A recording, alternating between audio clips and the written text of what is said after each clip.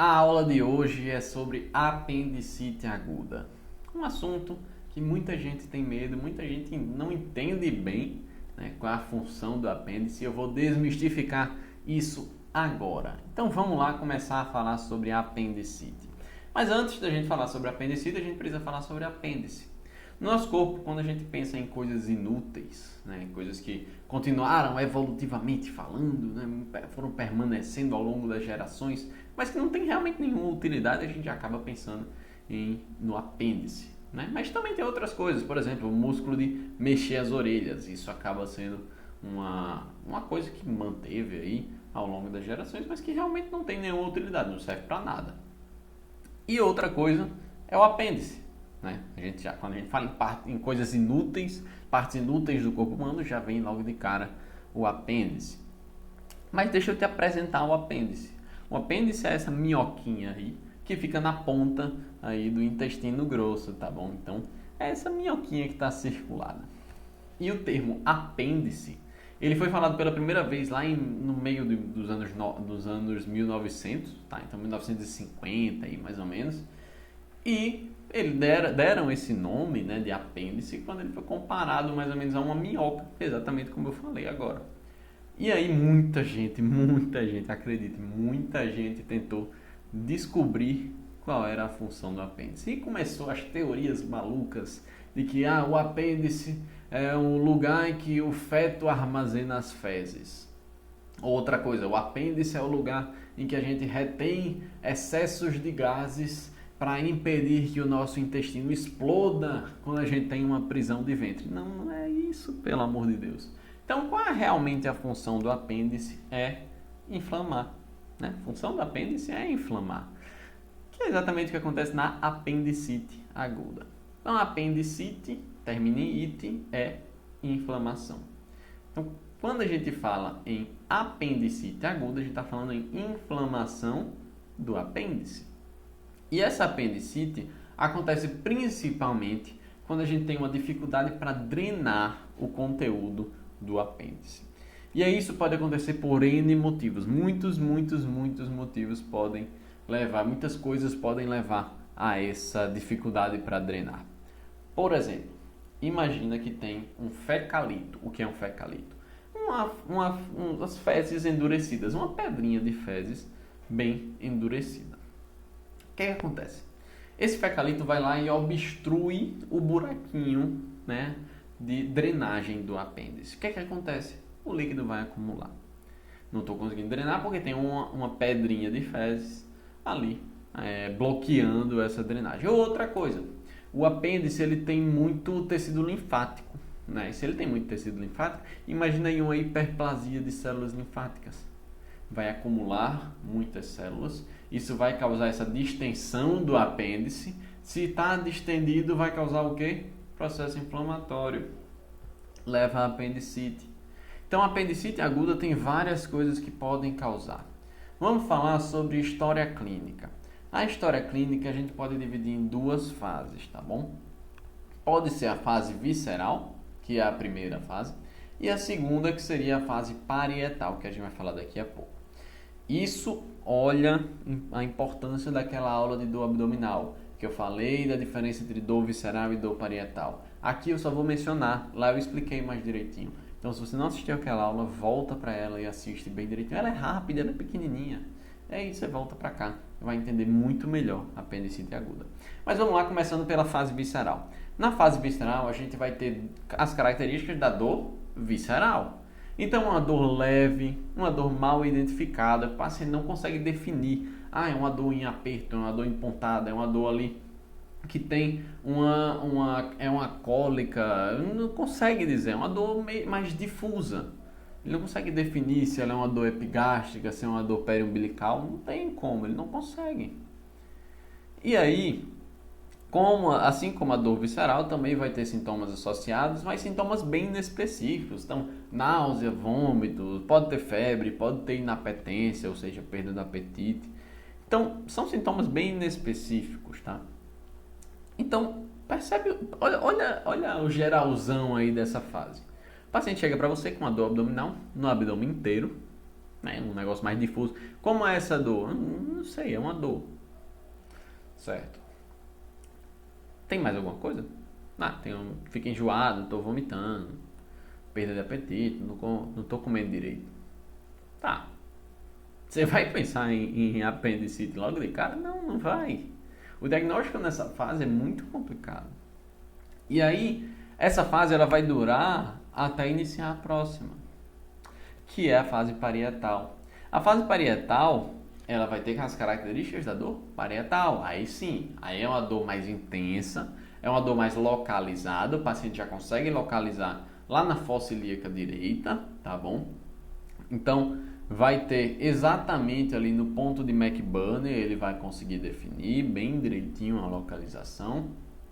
E também ela vai surgir logo após a fase visceral, costuma acontecer aí após 6, 8 horas de duração, de evolução da doença, tá bom? E também tem sintomas associados, também são um pouco inespecíficos, mas a característica da dor acaba facilitando, né, o nosso direcionamento do raciocínio. Então, nesse caso, o paciente pode acabar tendo diarreia, pode ter febre também associado. E aí, o que a gente vai esperar do exame físico nesse paciente, né, na apendicite? O que a gente consegue observar nesse paciente? Na inspeção, a gente não tem nenhuma alteração em nenhuma das fases.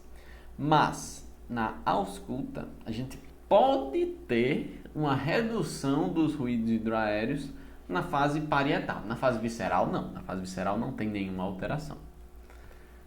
Na palpação, a gente vai encontrar a palpação nas duas fases. A diferença é que na fase visceral é um negócio mais difuso, na parietal é um negócio mais localizado na fossa ilíaca direita, tá bom? E nisso, a gente pode acabar encontrando também contrações involuntárias do paciente na fase parietal. Além disso, a gente pode encontrar 2 sinais também que são muito importantes para a gente poder fazer esse diagnóstico, que a gente precisa fazer sempre que a gente tem a suspeita de apendicite, que é o sinal de Bloomberg e o sinal de Hovsing. A gente vai falar um pouco melhor sobre ele agora. O sinal de Bloomberg é feito no ponto de McBurney. E aí eu quero que você imagine o seguinte cenário. Vou até me botar aqui para você ver melhor. O ponto de McBurney, você vai colocar um dos seus dedos no umbigo do paciente. Não precisa colocar lá dentro, não. Bota em cima, assim. E o outro você vai colocar, o dedo mindinho aqui, você vai colocar lá na crista ilíaca. Então, botou um no umbigo, um na crista ilíaca, você gerou aqui 3 espaços, concorda? Tem 3 espaços? Show! 3 espaços. Você vai fazer o Bloomberg exatamente nesse dedo aqui, que é o ponto 1 da imagem. Então, nesse dedo daqui, no dedo anelar, vai ser onde você vai fazer o sinal de Bloomberg. O que é o sinal de Bloomberg? A gente tem uma aula prática falando sobre, que a gente evidencia, que a gente mostra na prática mesmo as manobras de diagnóstico de apendicite, mas a gente vai ter aí a dor, a descompressão brusca nessa região. Então a gente faz a compressão, certo? Fiz a compressão, doeu, mas quando eu fiz a descompressão brusca, doeu mais ainda. Então, sinal de Bloomberg positivo no ponto de McBurney. Dando seguimento, outro sinal importante que a gente precisa fazer é o sinal de Hovsing. O sinal de Hovsing tem um seguinte raciocínio. A gente vai tentar jogar ar para o apêndice. Então, a gente vai fazer uma punho-percussão aqui. Uma punho-percussão não. Uma punho-palpação, uma espécie de punho-palpação. A gente vai palpando aqui, seguindo o trajeto do intestino, empurrando o ar para o apêndice. E aí, quando a gente fizer isso, o paciente vai referir dor na fossa ilíaca direita. Tá bom? Então, a gente vai empurrando o ar até que ele chegue lá no apêndice. Esse sinal também pode ser feito com uma compressão na fossa ilíaca esquerda e o paciente vai referir dor na fossa ilíaca direita. Ok, fiz esses sinais, deu Bloomberg positivo, e agora? Já fechei o diagnóstico de apendicite? Não. Não fechou não. Se for um paciente homem, é bem provável que seja apendicite, tá? Muito provável mesmo.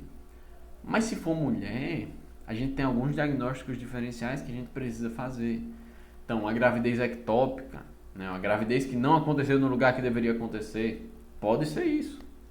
Uma DIP, né, famosa DIP, que é a doença inflamatória pélvica, também pode ser. Então a gente precisa diferenciar. Como é que a gente vai diferenciar? TC de abdômen. Pediu a TC de abdômen, a gente consegue fazer o diagnóstico. Na TC de abdômen a gente vai encontrar o apêndice. O apêndice ele vai estar espessado. Por quê? Com líquido dentro, com alguma coisa dentro.